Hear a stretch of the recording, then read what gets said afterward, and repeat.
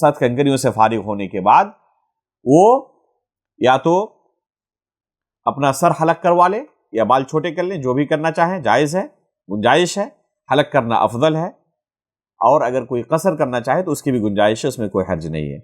उसके बाद तवाफ़ इफ़ादा करें। तवाफ़ का जो तरीका हम पहले बता चुके हैं वही तरीका है, अलबत्ता इस तवाफ़ में इज्तिबा नहीं है, यानी ये कंधा खुला रखना नहीं, वो सिर्फ तवाफ़ क़ुदूम में था। तवाफ़ क़ुदूम के वक्त हमने कहा था कि ये कंधा खुला रहेगा, लेकिन वहाँ पर एक चीज़ और नोट कर लें, जैसे तवाफ़ आपका ख़त्म हो उसके बाद जो 2 रकात नमाज अदा करेंगे उस वक्त आप कंधे को खुला ना रखें, इसलिए कि अगर कंधा खुला रहे तो नमाज नहीं होती।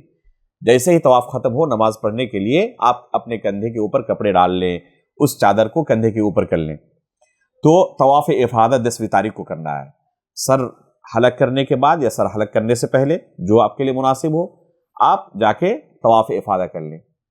अगर तवाफ़ इफ़ादा कोई उस दिन ना कर सके तब भी कोई हर्ज नहीं है, बाद में भी कर सकता है जब उसके लिए आसानी हो। अलबत्ता अफजल है कि 10वीं तारीख को तवाफ़ इफ़ादा कर ले।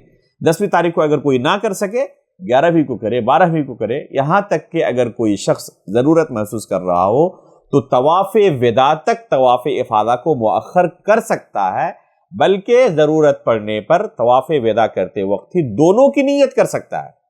अगर उसने तवाफ़ इफ़ादा नहीं किया है और तवाफ़ विदा करना शुरू किया उसने, तो नीयत कर सकता है कि ये मेरा तवाफ़ विदा भी है, तवाफ़ इफ़ादा भी है, इसकी गुंजाइश है शरीयत के अंदर। और फिर तवाफ़ विदा के बाद जाके वो उसकी सई चूँकि बाकी है, अगर वो हज तमत्तु कर रहा है और अगर हज इफ़राद या हज क़िरान कर रहा है और पहले उसने सई कर ली है उम्रे के बाद, तो अब उसे दोबारा सई करने की ज़रूरत नहीं है। लेकिन अगर उसने सई नहीं की है तो अब उसे सई करने की ज़रूरत है, इसलिए कि ये इस हज का रुकन है और इसके बगैर हज आपका मुकम्मल नहीं होगा, हज बातिल हो जाएगा। तो एक मरतबा सई करना ज़रूरी है हज क़िरान और हज इफ़राद करने वालों के लिए, और 2 मरतबा सई करना ज़रूरी है हज तमत्तु करने वालों के लिए।